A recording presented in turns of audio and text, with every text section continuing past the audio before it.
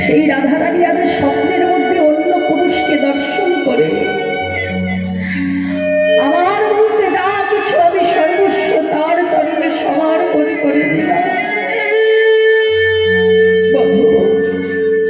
বলো, আমি যে পুরুষটিকে দর্শন করেছি সেই পুরুষটি আসলে কে? গোবিন্দ বলছে, রাধে, যে পুরুষটিকে তুমি দর্শন করেছো তাকে দেখতে নিশ্চয়ই খুব সুন্দর। কি গো, তাকে দেখতে নিশ্চয়ই সুন্দর, তার জন্যই তো তোমার মধ্যে যা কিছু তুমি সমর্পণ করে দিয়েছো। তাই ধরে বধূ, না বধূ, তোমার থেকে সুন্দর সে নয়, কিন্তু পার্থক্যটা কোথায় জানো বধূ? তাকে দেখতে যেন ঠিক তোমারই মতো। কেবল তোমার অঙ্গে রাজবেশ আর তার অঙ্গে ছিন্ন মলিন বস্ত্র, তোমার মাথায় চাদর চিকন কেশ, বধূ তার মস্তকটি যে মন্ডল করা, তোমার হাতে স্বাধীন মোহন গোড়াবে, তার হাতে দণ্ড কমণ্ডল। বলো বলো প্রভু, আজ আমি কাকে দর্শন করলাম? তুমি কি জানো না, এ জগতে কোন রমণীর যদি দুই স্বামী পদে মতি থাকে তাকে সবাই কলঙ্কিনী বলে, বেচারিণী বলে, প্রাণনা। তবে আজ তোমায় ভালোবেসে আমি কি কলঙ্কিনী হলাম? বলো, আজ তোমায় ভালোবেসে যদি আমাকে কলঙ্কিনী হতে হয়, বৃন্দাবনের সমস্ত ব্রজবাসীর দাঁড়িয়ে দাঁড়িয়ে দিয়ে আমি বলবো, তোমরা কেউ আমার গোবিন্দকে ভালোবেসো না, তোমরা কেউ আমার ভগবানকে ভালোবেসো না। কেন জানো? আমার প্রাণনাথকে ভালোবাসলে তাকে যে কলঙ্কিনী হতে হয়, আমার গোবিন্দকে ভালোবাসলে তাকে যে দুঃখ কষ্ট দিতে হয়। তোমরা কেউ আমার বধূকে ভালোবেসো না। গোবিন্দ বলছে, রাধে তুমি শান্ত হও। রাধে, স্বপ্নের মধ্যে যে পুরুষকে তুমি দর্শন করেছো সে আর অন্য কেউ নয়, সে হলাম আমি। কি বললে তুমি? বধূ, স্বপ্নের মধ্যে আমি যে পুরুষকে দর্শন করেছি সেই পুরুষটি তুমি। কেন জানো? এই বৃন্দাবনে এসে আমার সকল বাসনা পূর্ণ হয়েছে। এই ব্রজে এসে আমি সকল কিছু পেয়েছি, কিন্তু জানো রাধে, এই জগতে আমি কখনো ভগবান হয়ে এটা বুঝতে পারলাম না। এই জগতের ভক্ত আমাকে ভালোবেসে কি সুখ পায়, আমি ভগবান হয়ে বুঝতে পারলাম না। এই জগতের ভক্ত কেন আমায় ভালোবেসে কৃষ্ণ কৃষ্ণ বলে কাঁদে? ভগবান হয়ে বুঝতে পারলাম না। বলো, কেন তুমি আমায় ভালোবেসে কাঁদো রাইজনে? শ্রীরাধায় প্রণয় মহিমা কিরীশ্বরীবা শব্দ জনাধুর মধুরিমা কিরীশ্বরীয় সকল চষ্ট মধুর ভব কিরীশ্বরে বিদ্যমান পদ ভবাট্য সমজনে শুচি গর্ব সুন্দর। তোমার ভালোবাসার মহিমা কেমন? কেন আমায় তুমি এত পাগলিনীর ন্যায় ভালোবাসো? কেন এই জগতের ভক্ত আমায় ভালোবেসে দয়ালু চলে ভালোবাসে কাঁদে? আমি সেটা বুঝতে পারলাম না। তাই আগত কলিযুগে আমি কোনো ভগবান নয়, আমি ভক্ত ভাবকে অঙ্গীকার করে যেতে চাই। আমি ভক্ত হয়েই নদীয়ার পথে ধুলায় গড়াগড়ি দিয়ে হাত পুষ্প পুষ্প বলে কেঁদে বেড়াতে চাই রাইজনে। আর আমি কেঁদে দেখতে চাই এই জগতের ভক্ত আমায় ভালোবেসে কি সুখ পায়। রাধারানী ছুটে গিয়ে বধূর চরণটা জড়িয়ে যে অঙ্গে চন্দন দিতে আমার হাত ধর হরি যে অঙ্গে সেবা দিতে গেলে আমার হাত কমতে যায় সেই কমল অঙ্গ যদি আমার ধুলাই গড়াগড়ি যাবে আমি যে সইতে পারবো না। কথা দাও বধূ, কথা দাও, তুমি যখন নদিয়ায় যাবে আমাকে সঙ্গে করে নেবে তো বধূ? আমাকে কোথায় রাখবে জানো বাবা? এই জগতে আমরা অনেককে নিজেকে বড় ভক্ত মনে করি না। এ জগতের প্রকৃত ভক্ত যে হয় ভগবানকে কেমন করে ভালোবাসে।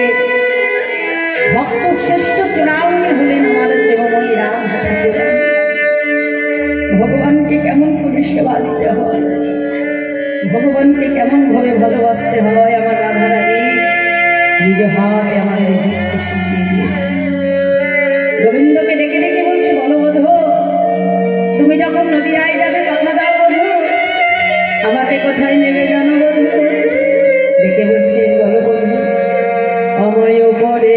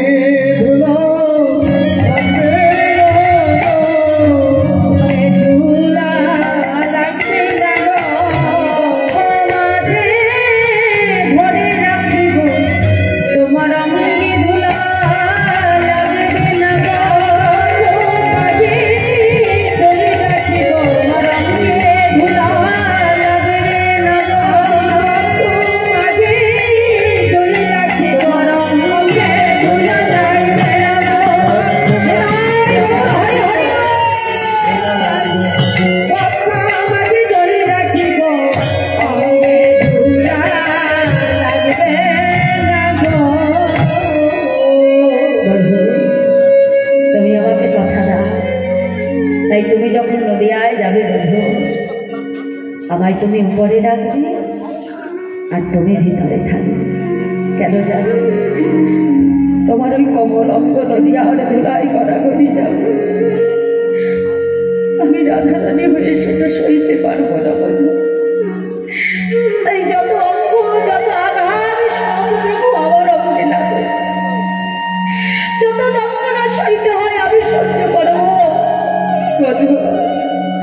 শুধু তোমার অঙ্গে যেন আঘাত না লাগে, কথা দাও। তাই সেই রাধা ভাবকে অঙ্কে ধরে আমার মহাপ্রভু অর্থাৎ রাধা বলে মিলিত তরু কলিযুগে এলেন, শ্রীরাম নবদ্বীপে গৌর হয়ে এলে, তাই গৌর হরিবল। তাই আমার মহাপ্রভু ভাবমান অন্তে কৃষ্ণ আর বাহিরে রাধা, এই দুই ভাবকে অঙ্গীকার করে নবদ্বীপে অবতীর্ণ হয়েছেন করুণার অবতার আমার দয়াল গৌর হরি। তার করুণাটা কেমন জানো মা? আজকে বৈষ্ণব মহাজনে তিনি পদাবলীতে কলম রাখলেন। এই জায়গায় ছোট্ট করে একটা তাল আমরা সাধন করব, তালটির নাম বরদ থেকে। আমার কীর্তন গুরু শ্রীরাম নবদ্বীপ নিবাসিনী শ্রীমতী অর্চনা দেবী এবং আমার দাদা কৃষ্ণচন্দ্র বন্ধু, আমার গুরুচরণের সর্বপ্রথম আমার অনন্ত অনন্ত কোটি ভুলুণ্ঠিত বন্ধুবাদ দ্বারা এবং আপনাদের মতো সাধু বৈষ্ণবীর কৃপায় তবেই দুটো বলি কথা আমি বলতে পারি না। যদি কোনো ভুল ত্রুটি হয় নিজের সন্তান জ্ঞান আমার ভুল ত্রুটি মার্জন করবে। তাই আজ বৈষ্ণব মহাজন পদাবলীতে কলম দিয়ে বলছে, দেখো দেখো অসাধনে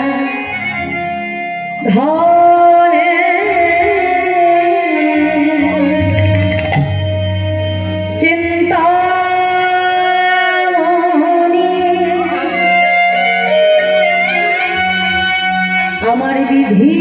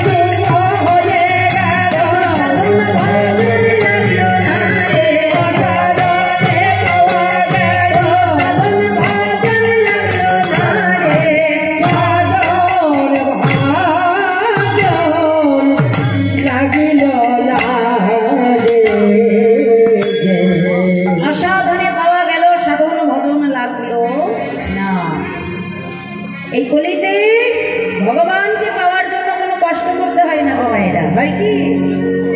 শাস্ত্রে বলছে কৃতে যে তাহায় বিষ্ণুতে তাই দজ্জতম কই দা পরি পরিচর্যন কলৌ তদ্দুরি সংকিরতনা। সত্য যুগে ভগবানকে পাওয়ার উপায় ছিল ধ্যান, ত্রেতা যুগে ভগবানকে পাওয়ার উপায় ছিল যাগ যজ্ঞ, আর দাপর যুগে ভগবানকে পাওয়ার উপায় ছিল পূজা অর্চন। কিন্তু কলিতে আমার চৈতন্য মহাপ্রভু থেকে যে কলির জীবের এত সময় হবে না, তারা যাগ যজ্ঞ ধ্যান তপস্যা করে ভগবান পাবে। কি গো মায়েরা, সময় আছে? সময় কোথায়, তাই না মায়েরা? এই যে আমরা 3টে ঘন্টা বসে কীর্তন শুনবো, এই 3টে ঘন্টা কীর্তন শোনার মতো মানে শোনার মতো ধৈর্য আমাদের নেই, আছে না? দেখো নেই। তাহলে 3 ঘন্টা যেখানে বসতে পারি না, সেখানে যার যজ্ঞ তো অনেক দূরে থাকুক বাবা। হ্যাঁ, তাহলে কলির জীবের উদ্ধার হবে কি করে মা? মহাপ্রভু বললেন হরের নাম হরের নাম হরের নাম, ওই মাকে বলা বলো নাস্তেব নাস্তেব গতি রন্মথা। হরি নাম বিনা কলি জীবের গতি নাই, গতি নাই, গতি না। আমার চৈতন্য মহাপ্রভু নিজ বদনে আমাদেরকে বলে দিলেন, এই জগতে জীব যদি একবার বদন করে হরি বল বলতে পারে, তার 7 উপকার হয়ে যায়। কি উপকার? এটা আমার মহাপ্রভুর মুখের বাণী, যাকে বলা হয় শিক্ষাশ্লোকম। এই শিক্ষাশ্লোকমের সর্বপ্রথম শ্লোকে আমার মহাপ্রভু বললেন, এই চেত দান্তন মার্জনা ভব মহাদাবাগ্নি নির্বাহনা শ্রেয়াকাইরব চন্দ্রিকা বিতারণাং বিদ্যাবো জীবনা অনন্তম প্রতিবর্ধনাং প্রতিপাদং পুণ্যমৃত স্পাদনা সর্বাত্মা স্নাপনা পরম বিজয়তে শ্রীকৃষ্ণ সংকীর্তনা। তাহলে সর্বপ্রথম উপকার কি বললো মা? চেত দর্পণ মার্জনা। চেত মানে কি? চিত্ত মানে মন। দর্পণ মানে কি? আয়না। আর মার্জন মানে কি? ঘষে মেজে পরিষ্কার করা, তাই না? ধরুন আপনার বাড়িতে খুব দামি একটা আয়না কিনে আপনি সাজিয়ে রেখেছেন, তা সেই আয়নার উপরে যদি আপনি 1 মুঠো কাদা তুলে মাখিয়ে রাখেন, আয়নায় কি কখনো মুখ দেখা যাবে বাবা? যাবে? যাবে না। তাহলে দেখার জন্য কি করতে হবে? আয়নাটাকে আপনাকে পুনরায় পরিষ্কার করতে হবে। আমার মহাপ্রভু বললে যে আমাদের এই প্রত্যেকটি জীবের মধ্যে জাগতিক জগতে কামনা বাসনার ময়লা দ্বারা আমাদের মন রূপী দর্পণখানা পরিপূর্ণ হয়ে আছে। তাহলে পুকুরের কাদামাটি পরিষ্কার করবার জন্য বাবা শ্যাম্পু সাবানের প্রয়োজন হয়, কিন্তু মনের ময়লা তো শ্যাম্পু সাবানে পরিষ্কার হবে না বাবা, তাই না? তাহলে মনের ময়লা পরিষ্কার করতে হলে কি করতে হবে? এই হরিনাম সংকীর্তন রূপী মাধবকে আশ্রয় করতে হবে। নেতাই গৌর হরি হরি বল। তাহলে এই হরিনাম আমরা যত সাধন করবো, যত ভাগবত কথা শ্রবণ করবো, যত কীর্তন সাধন করবো, তত কি হবে? জীবের মলিনতা, মনের মলিনতাগুলো ধীরে ধীরে পরিষ্কার হবে। আর এই মনের ময়লা যদি সম্পূর্ণ পরিষ্কার হবে, সেই দিন তোমার হৃদয় মন্দিরেই তুমি ভগবানকে দর্শন করতে পারবে। তাই গৌর হরি বল। তাহলে প্রথম উপকার কি? হরি নামের দ্বারা আমাদের মনের ময়লা পরিষ্কার। দ্বিতীয় বলল বাবা ভব মহাদাবাগ্নি নির্বাপনা। হরি নামের দ্বারা আমাদের সমাজের চারপাশে আগুন নিভিয়ে দেওয়া যায়। কোন আগুন? জাগতিক জগতের কামনা বাসনার আগুন। এই যে দেখো আজকাল সমাজে মানুষে মানুষের মধ্যে ভেদাভেদ, ভাই ভাইয়ের মধ্যে মারামারি, গন্ডগোল, বাবা মায়ের সঙ্গে সন্তানের গন্ডগোল। কেন? আমাদের প্রত্যেকটা জীবের মধ্যে কামনা বাসনা চাওয়া পাওয়া রয়েছে। এই জাগতিক জগতে চাওয়া পাওয়ার জন্যই কিন্তু মানুষে মানুষের মধ্যে ভেদাভেদ হচ্ছে, ভাইয়ে ভাইয়ে মারামারি হচ্ছে, দ্বন্দ্ব হচ্ছে। কোনো ভাই কোনো ভাইকে মেরে ফেলে দেখা যাচ্ছে তার সম্পত্তি সমস্ত কিছু আত্মসাৎ করবে বলে একবার নিজের ভাইকে হত্যা করে দেওয়ার জন্য চিন্তা করে না। কি বাবা আজকাল হচ্ছে তো এমনকি ঘটনা। ভাইয়ের টাকা পয়সা সম্পত্তি পাবে বলে ভাইকে মেরে ফেলছে, চিন্তা করছে না কোনো কিছু। কিন্তু একবার যদি আমরা চিন্তা করি এটা যে জাগতিক জগতের বিষয় সম্পদ সবই তো আমার করে থাকবে, সেটা ভাইয়েরই হোক কিংবা আমারই হোক, কোনোটাকে সঙ্গে করে নিতে পারবো বাবা? পারবো না। কারণ এই জাগতিক জগতের বিষয় সম্পদ কোনোটাই আমার নিজের নয়। আর শুধুমাত্র তার দায়িত্ব পালন করছি, কর্তব্য পালন করছি।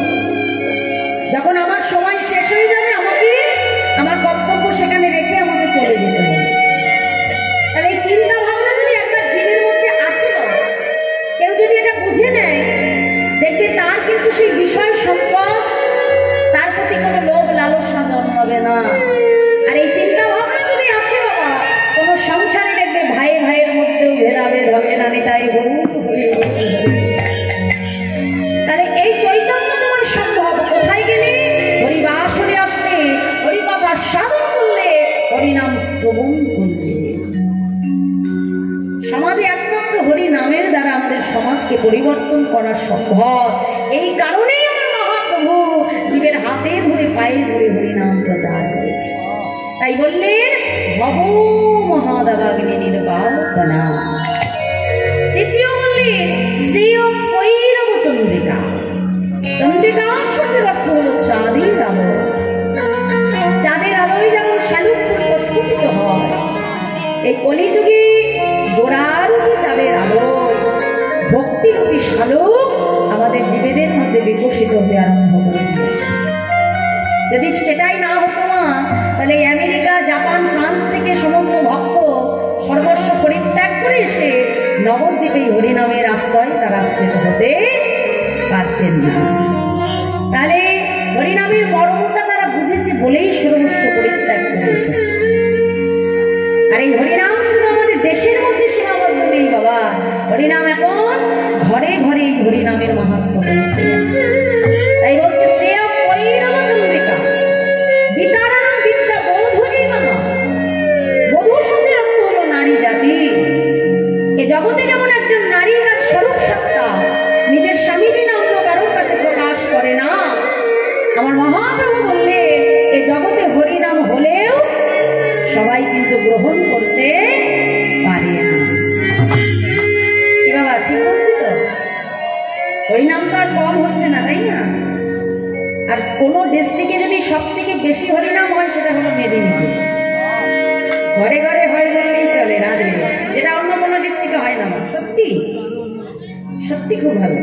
আর তার থেকেও বেশি ভালো লাগছে যে সব আসরে কিন্তু ভক্ত পাওয়া যায় না, কিন্তু এখানে যে এত সুন্দর ভক্ত পরিবেশ, এত সুন্দর ভক্ত আছে এখানে, এটা দেখি খুবই ভালো লাগছে। হ্যাঁ, তা সবই প্রভুর কৃপা মা।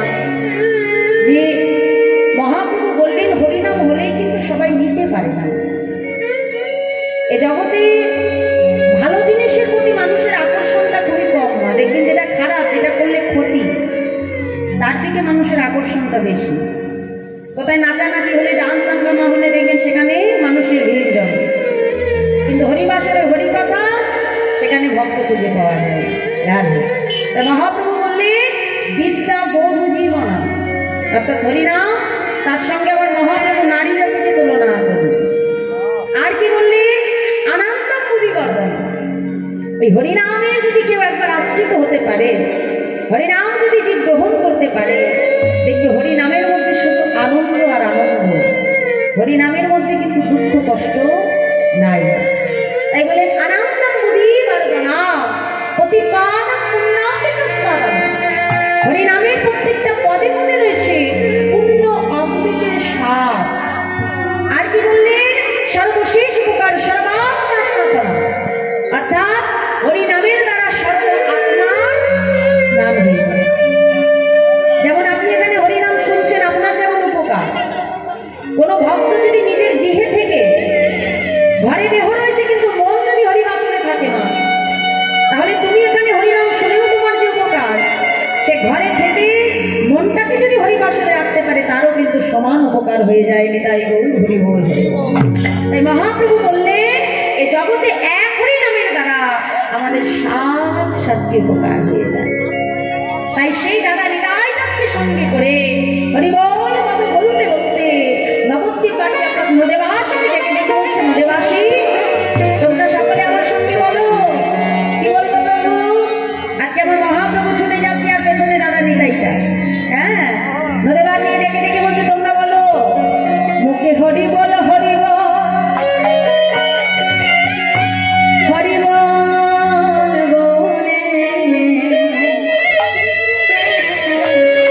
আমার নিতাই নে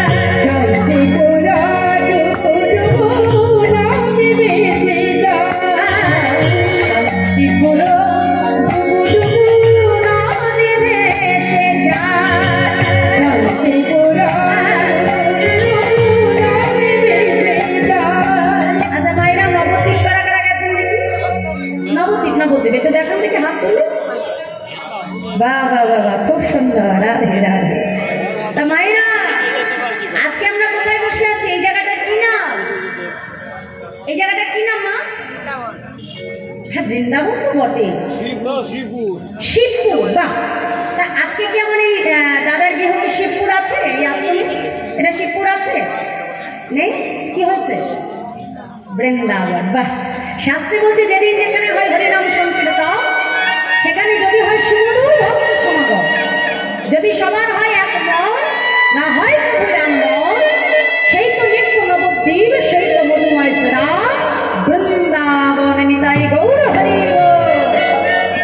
তাহলে আজকে যে স্থানটিতে আমরা আছি এই স্থানটি হলো নব নব নবদ্বীপ ধাম, নব বৃন্দাবন ধাম। কেনা তাই তো? আমাদের বৃন্দাবনে তো, আমাদের নবদ্বীপে তো রোজ বন্যা হয়। তা এই নবদ্বীপে বন্যা হয় কি হয় মায়েরা? হ্যাঁ, কোন বন্যার কথা বলছি জানো তো? আমার মায়েদের বদনে একটি উলুদ ধ্বনি আর বাবাদের বাহু তুলে জয়ের ধ্বনি দেখিনি। তাই গৌর হরি। এই তো খুব সুন্দর। এটাই তো হরিবাসনের মূলধন। মায়েদের বদনে উলুদ ধ্বনি আর বাবাদের জয়ের ধ্বনি না হলে হরিবাসন হয় না। হ্যাঁ, রাধে দেখি এই নবদ্বীপের ধামে এসে দেখি বাহু তুলে সবাই মিলে একসঙ্গে করতালি দিয়ে বলবো, দেখি বাবারা বাহু তুলো, একসঙ্গে করতালি দিয়ে বলো শান্তিপুর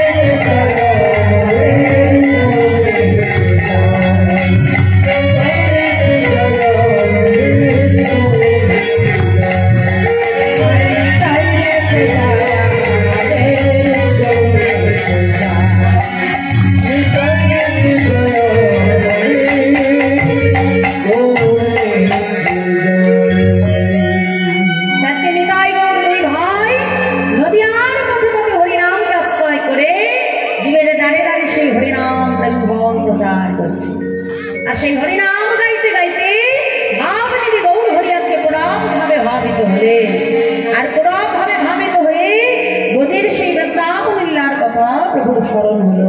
তাই প্রভু কি করলেন? আজকে মহাদান তিনি পদাবলিতে কলম দিয়ে বলছে, দেখো দেখো হলো বলো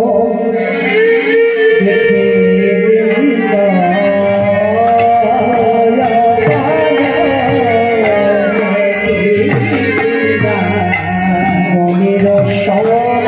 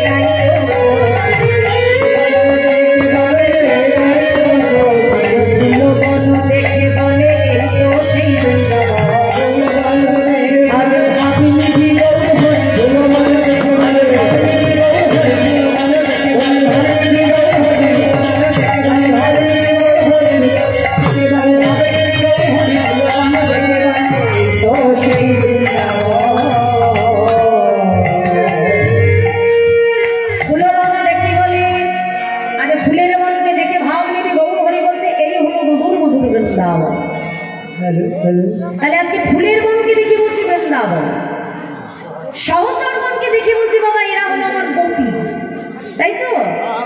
আর কি হচ্ছে সুরধনী গঙ্গাকে দেখে বলছি এটা হলো যমুনা।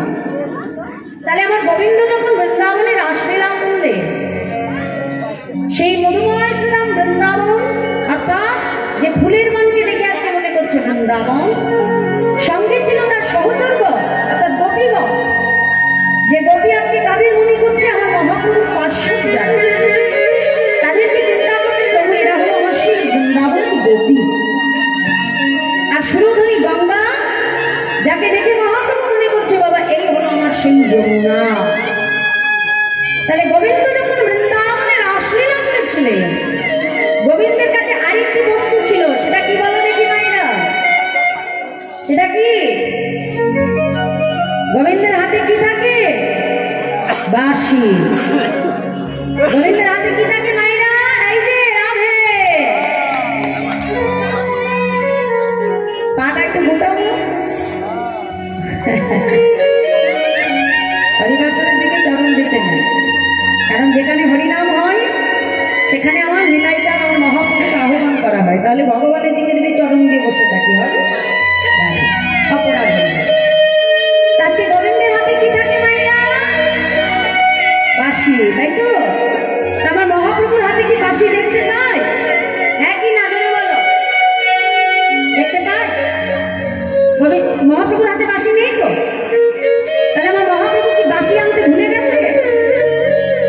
বৃন্দাবন থেকে যখন এসেছিলেন বাঁশি আনতে ভুলে গেছে? বলছে সেটা কেন হবে বাবা? ব্রজে যারা নদী তারা, তাই তো? বৃন্দাবনে যারা ছিল তারাই নবদ্বীপে এসেছে, তাহলে বাঁশিটা কোথায় গেল? গোবিন্দের হাতের মুরলী কলিযুগে হলো খুরলি, অর্থাৎ শ্রী খোল। তাহলে ভগবানের হাতের বাঁশি কলিযুগে কি হলো? শ্রী খোল। আবার এই খোলের আর একটা সুন্দর নাম আছে, মৃদঙ্গ, মানে মৃদ যুক্ত অঙ্গ। মৃদ শব্দের অর্থ হলো মাটি, আর অঙ্গ শব্দের অর্থ হলো দেহ, অর্থাৎ মাটির দেহ। এই যেমন মৃদঙ্গ মা, এই মৃদঙ্গ যদি বাজাই তাহলে বাজবে, তাই তো? না বাজিয়ে যদি আমি রেখে দিই তাহলে বাজবে? বাজবে না। ঠিক এই মৃদঙ্গকে আজকে মহাজন আমাদের এই দেহের সঙ্গে তুলনা করলে, হ্যাঁ, এই মৃদঙ্গকে আজকে এই দেহ ফলের সঙ্গে তুলনা করলে, আজকে দেহ ফল কি বলে বাজছে জানো? এই যে মৃদঙ্গ কি বলে বাজছে? হ্যাঁ, পদাবলীর ভাষায় বলছে, দেখো দেখো, বাজে খোল বাজে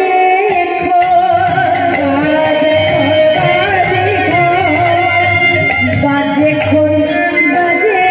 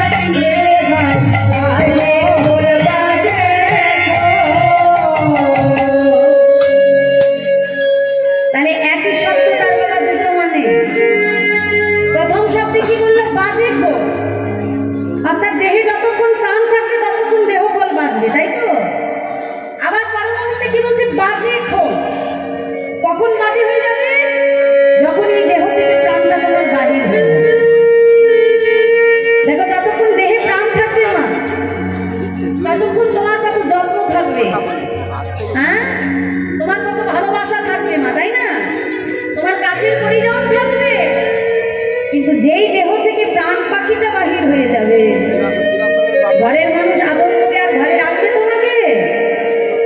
কি বাবা রাখবে? প্রাণটা বাহির হওয়ার সঙ্গে সঙ্গে কি হলো রে, এই দেহটা বাসি মরা হয়ে গেছে, তাড়াতাড়ি ঘরের বাহির করে দেবে। তাই তাহলে যে দেহে প্রাণ থাকতে তোমার এত সেবা, এত যত্ন, এক মুহূর্তে যখন গোবিন্দ প্রাণটা কেটে নেবে, সঙ্গে সঙ্গে তোমার সবার কাছে দেহটা বাজেই হয়ে যাবে। তাই মহাদেব বললে প্রাণ থাকতে, সময় থাকতে তার ভজনা করে। রামপ্রসাদ যখন একটা গান লিখেছিলেন, গানটি গাইব না, কিন্তু কথাগুলো আমি বলে দিচ্ছি না, ভেবে দেখ মনে কেউ কারো নয়। গানটা যখন শুনবে মা, তার সেই গানের মধ্যে যে কথাগুলো, সেগুলোকে হৃদয় করতে হবে। কি বলছে যে 2-4 দিনের জন্য ভবে কর্তা বলে যাকে মানে, সেই কর্তারে দেবে ফেলে পারাপারের কর্তাই। তখন পারাপারের কর্তা তোমার কাছে এসে ডাক দেবে না, তোমাকে যে কর্তা বলে সবাই সম্মান দিত না, সেই সম্মান দেখবে এক নিমেষেই দূরীভূত হয়ে যাবে। যেই প্রেয়সী তোমাকে এত ভালোবাসত, বৃন্দাবন স্বামীর চরণ সেবা করত, সেই প্রেয়সী তোমাকে গোবরের ছড়া দিয়ে ঘটের বাটির করে, তাহলে তুমি কার জন্য কাঁদছ? সংসার বাদে যদি তোমাকে কাঁদতে হয়, সংসার বাদে যদি কাউকে ভালোবাসতে হয়, আমার ভগবানকে ভালোবাসো। যেই পারের কান্তারি সবাই তোমার হাত ছাড়লেও জগতে যে তোমার হাতটা কখনো ছাড়বে না। একবার ভেবে দেখেছো বাবা, এই সংসারে তোমাকে যে যতই ভালোবাসুক না কেন, আমি এখানে হরফ করে বলতে পারি যে ভগবানের থেকে ভালো আমাদের আর কেউ বাসে না। যদি বলো কেন মা, এ কথা কেন বলছো তুমি, প্রমাণ বলো। দেখো মা, এই সংসার মানে যখন আমরা সবাই ঘুমিয়ে পড়ি, স্ত্রী পুত্র পরিজন সবাই একটা সময়, ধরো তার কারোর স্বামী বাইরে আছে, যখন ঘরে আসবে, আসবা মাত্র তাকে খেতে দিল, খাওয়া দাওয়া হয়ে গেল, বিছানায় গিয়ে ঘুমিয়ে পড়লো, কর্তব্য শেষ। কিন্তু সংসারে সবার কর্তব্য শেষ হয়ে গেল, ভগবানের কর্তব্যটা কখনো পুরায় না। কেন জানো? মানুষ যখন বিশ্রাম করে না, তখনও কিন্তু ভগবান তার কর্তব্য পালন করে যায়। জগতে সবাই ঘুমিয়ে থাকলেও আমার গোবিন্দ ঘুমায়। কেন জানো? কারণ ভগবান জানে যে জীবের কাছে একবার আমি ঘুমিয়ে পড়বো, পরমাত্মা স্বরূপ আমার গোবিন্দ যদি কোনো জীবের মধ্যে একবার ঘুমিয়ে পড়ে, এ জগতে তারা সংসারে সবাই তোমায় ছেড়ে চলে গেলেও ভগবান কিন্তু কখনো ভক্তকে ছেড়ে যায় না। তাই ভজন যদি করতে হয়, ডাকতে যদি ডাকতে হয়, সময় মতো একবার নাম ভজন করলে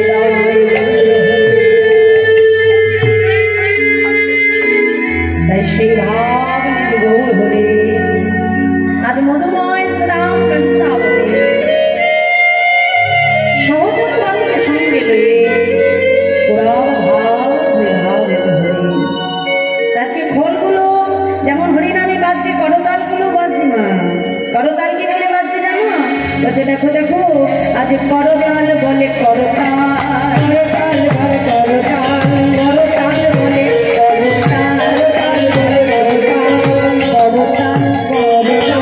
কি গো ভাইরা, আমি কি বলছি? করতাল করতাল। তাহলে চাদরে হাত গুটিয়ে রাখলে হবে না তো, করতাল করতে হবে। হ্যাঁ, তাহলে দেখি আমার সাথে একটু বাহু তুলে সবাই মিলে দেখি, আজ করতালে বলে করতাল, করতাল বলে করতাল, করতাল বলে করতাল,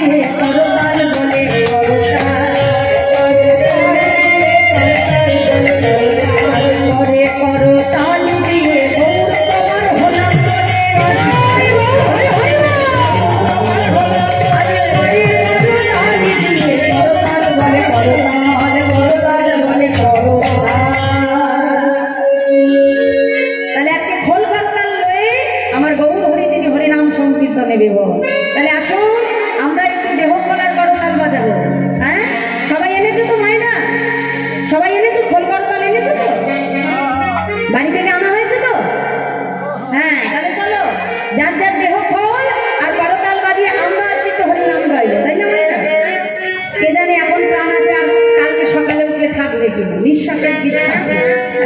তাহলে চলো সবাই মিলে আমরা একটু হরিনাম গাইবো, দেহ খোল করো তাল বাজিয়ে, দেখি বাহু তুলে বলো হরে কৃষ্ণ হরে কৃষ্ণ কৃষ্ণ কৃষ্ণ হরে হরে হরে রাম হরে রাম রাম রাম হরে হরে হরে কৃষ্ণ হরে হরে কৃষ্ণ কৃষ্ণ হরে হরে হরে রাম হরে রাম রাম রাম হরে হরে হরে কৃষ্ণ হরে কৃষ্ণ কৃষ্ণ কৃষ্ণ হরে হরে হরে রাম হরে রাম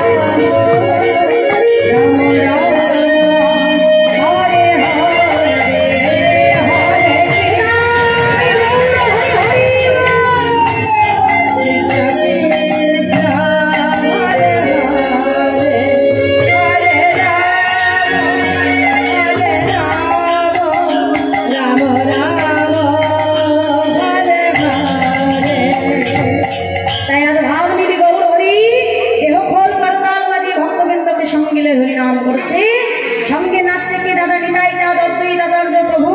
আজকে সকল ভক্তবৃন্দকে নিয়ে প্রভু পুরা ভাবে প্রকাশ করছেন। আর পদকর্তা এলার এক পাশে দাঁড়িয়ে বলছে দেখো দেখো বাসুদেব ঘোষে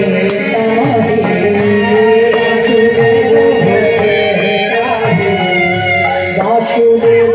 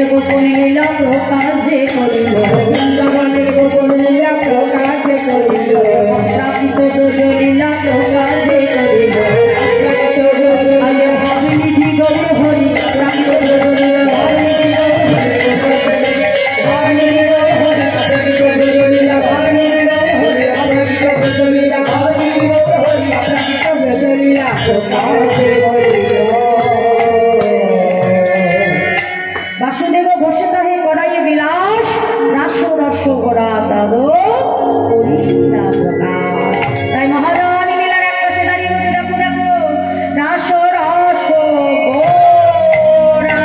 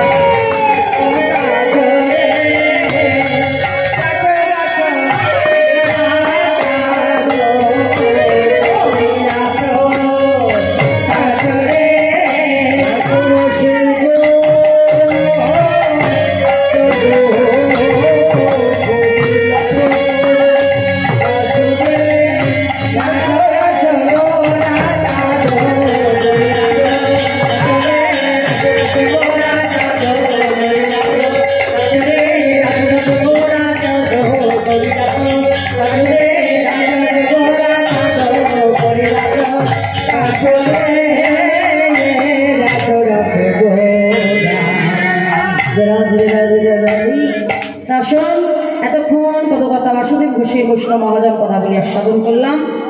এতক্ষণ আমরা ছিলাম মধুময় সুধাম নবদ্বীপ ধামে। এবার সবাই মিলে একটুখানি চলে যাবো